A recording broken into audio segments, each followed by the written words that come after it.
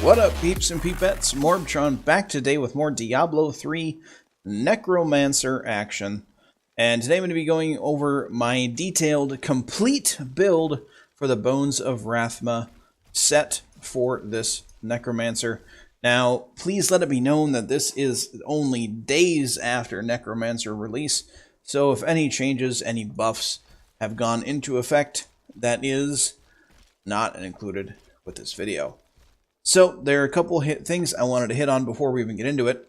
The Bones of Rathma set, this build, will get you solo up to 65, 60, maybe a little bit like 67, 68, pretty efficiently.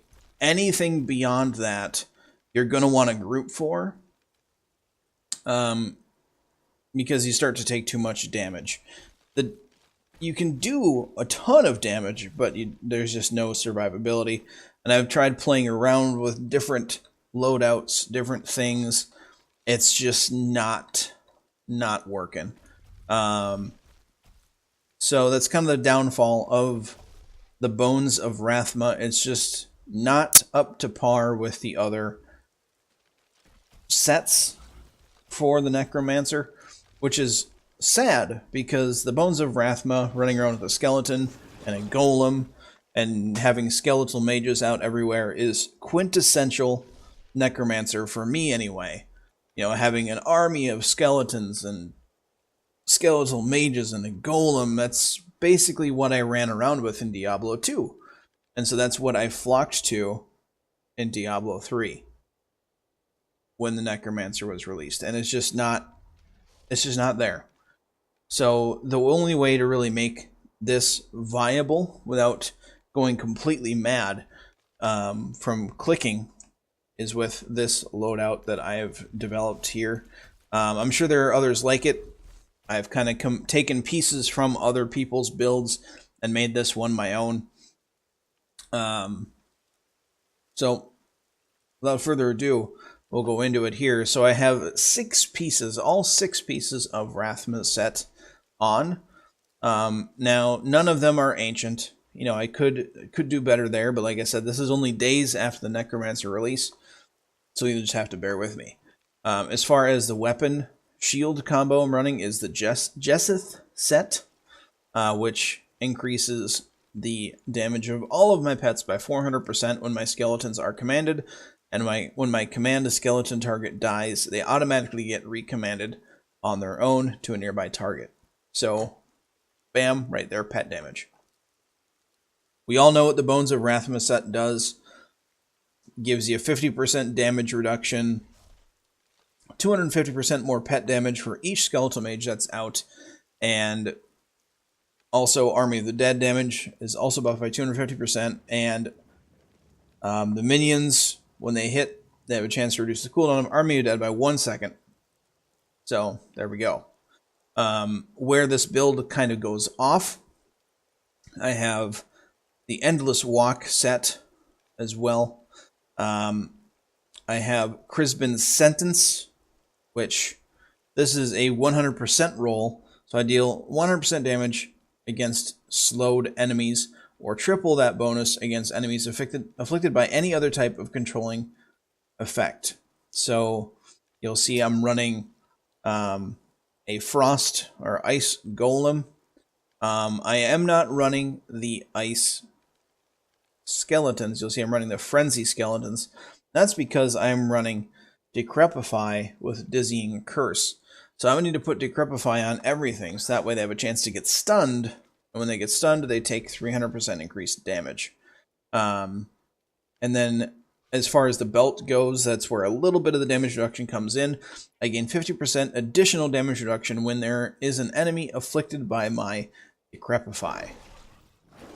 And then into the cube, I've got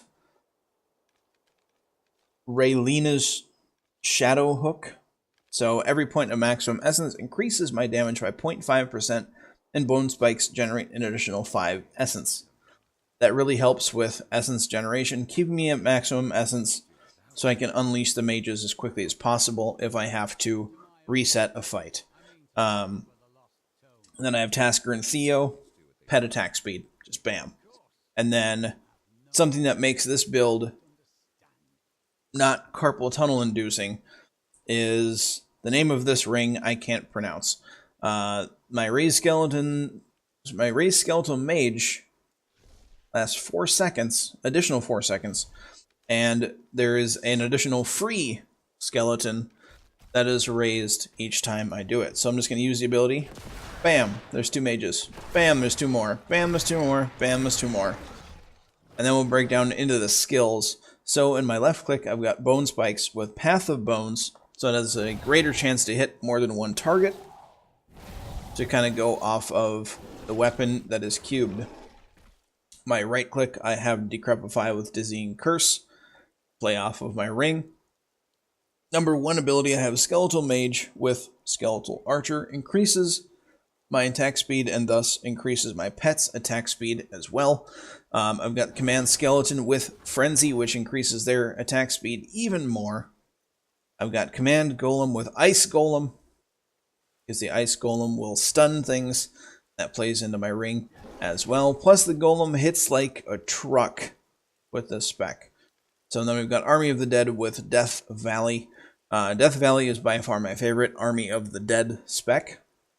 Or Ruin. I keep calling it spec. My apologies.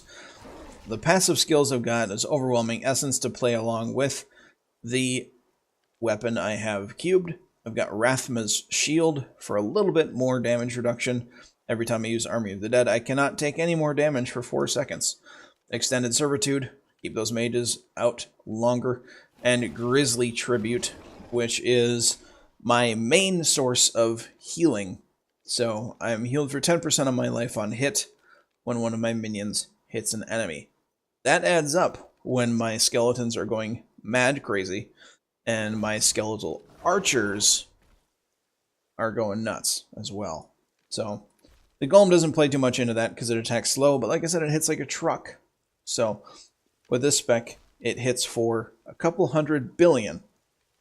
So yeah, what we're going to do is we're going to go into a level 65 Greater Rift. And now that is something that is quite easy. You'll see here I'm at 75. That was with another Necromancer that was running a different loadout. And the two didn't really mesh very well together. But in a time where we were both bogged down with enemies, we were actually able to stay together and became a slaughtering machine, basically. So like I said, we're going to go down into 65, which is above Torment 13. So this is a good Torment 13 farmer, a good way to level up, to grind up to Torment 13. But anything beyond 65 is rough going. So we're going to go into it here, and I'm going to give a little bit of commentary while we're going. So you're going to want to let your skeletons kind of rise up, because you don't want to get caught with your pants down like that. So right away I put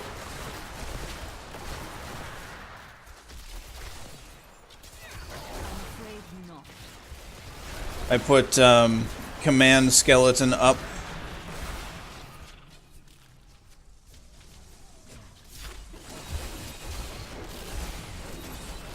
And basically it's just managing your mage count and making sure that Decrepify gets on all of your targets. All of them. There's no oh, there's just one. I'm not going to put Decrepify up. No, you put Decrepify up even if it's one target. And you're going to want to command Skeleton even if it's just one target. That's where a lot of your damage stacks come from. It's all about stacking the pet damage on this build. You basically don't do any damage yourself. The only reason that you're casting Bone Spikes is to regen your essence.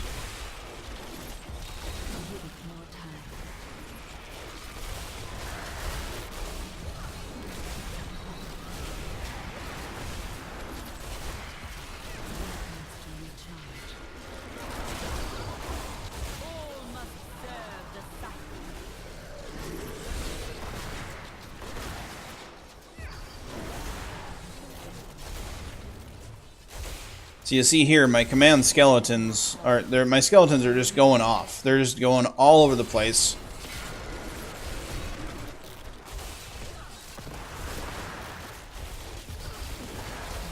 Just doing work. My golem's off in La La Land, but honestly, I'm just happy that he's attacking something. A lot of the times, in areas with narrow corridors, the golem will just kind of be sitting in a corner, doing nothing.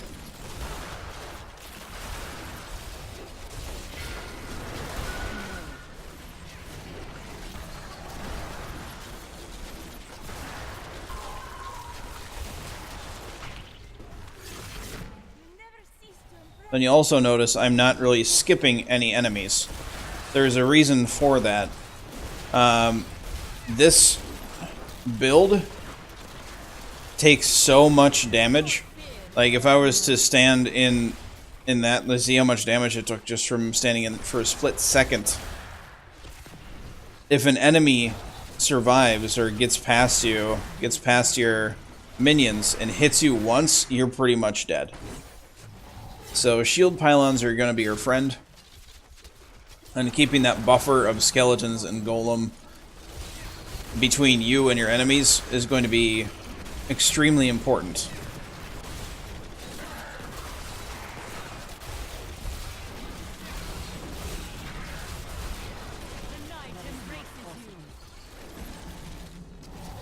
So this build is kind of like a steamroller,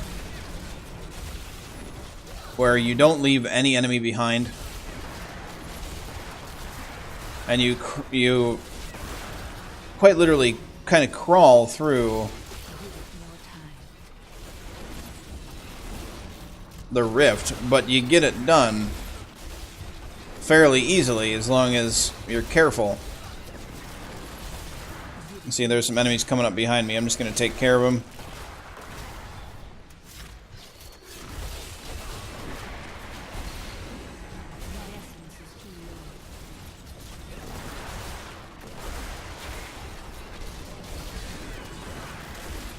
But it is fun. I mean, even though it is slower than a lot of other builds, it is really fun watching your skeletons just jump around and just annihilating everything.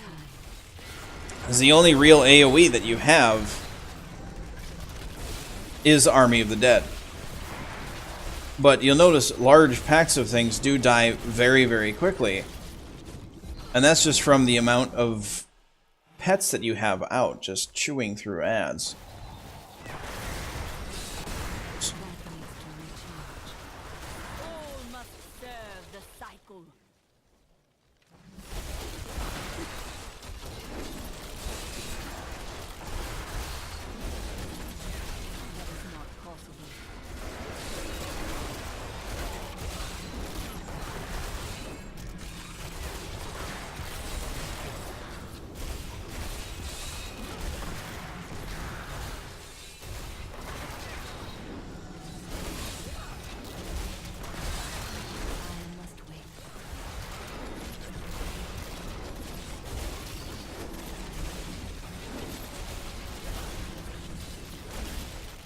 And we're coming in there with the freeze from the golem, putting in some more crowd control.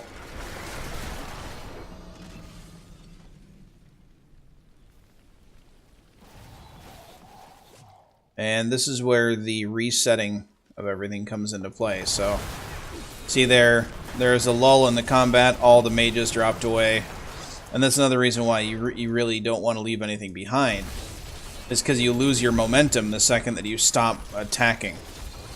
So if you're running through mobs or running through enemies to try to find an elite pack, yeah, you might find one quicker than you would, you know, than chewing through everything. But you're gonna be there with no mages and no damage reduction rolling. So it's kind of a bad deal to skip mobs, to skip enemies because of that reason. Which is a downfall of the Bones of Rathma build.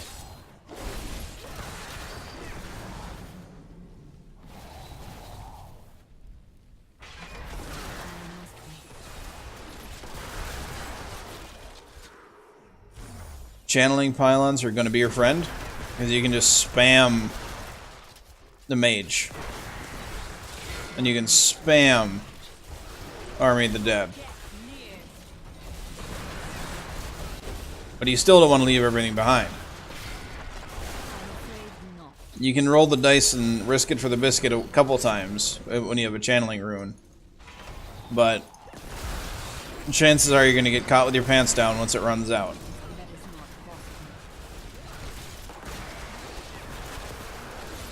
Nope. And that just put me in a really bad spot. So we need to kill him right now. There we go. And see how quickly we're just chewing through these high health targets. Now I see only my skeletons are attacking that guy because out of line of sight of the mages and the golem couldn't be bothered. So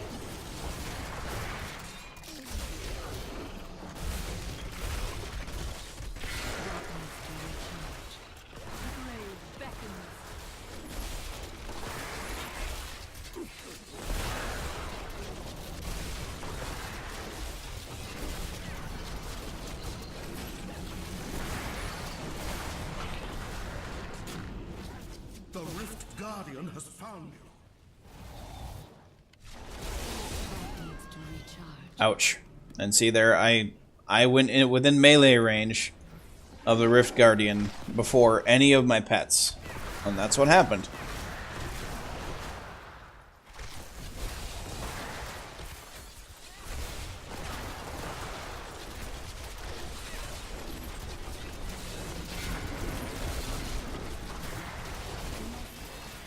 And there we have a 65 Rift.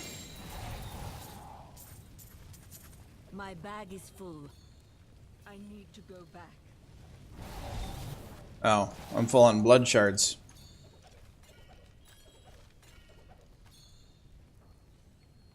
My bag is full. Yes, yes, yes. I once served the ancient Nephilim. When the champions of Alright, so you kind of see the pros and the cons. It's a really good tier 65 farming build for solo. It can push up farther. I mean, clearly I had a pretty easy time with this. You can go up to 68 or so safely when you have the full build. You know, if you want to farm some more stuff. But like I said, anything beyond that, you're gonna need help. And if your friends are a spec that blinks around, that charges forward, leaves enemies behind, you're not going to mesh well. So, Rathma is a good set for solo farming 65, 68, and under. Anything other than that, you're going to want to move on to a different build. And hopefully, I really hope that Blizzard buffs this build, because the Rathma build is really, really fun. In my opinion, it's quintessential Necromancer. Anything else is not quite what the Necro was like in Diablo 2. I think this is the closest end game build that the Necromancer can have. So, if you guys like this build, please leave a like on the video. It means a ton to me. If you want to, you can check me out on Twitch. I do stream Diablo 3 quite often. That's twitch.tv/MorbTron. I'll leave a link in the description down below. If you have any suggestions for other builds to try out, any ways to improve my Rathma build, put it in the comment section. I'll take a look at it. You know, I'll try it out. I'll let you guys know what my opinion is on it. So, if you're new to the channel, you can subscribe. Do not forget to have a good day, everybody, and I'll catch you all next time.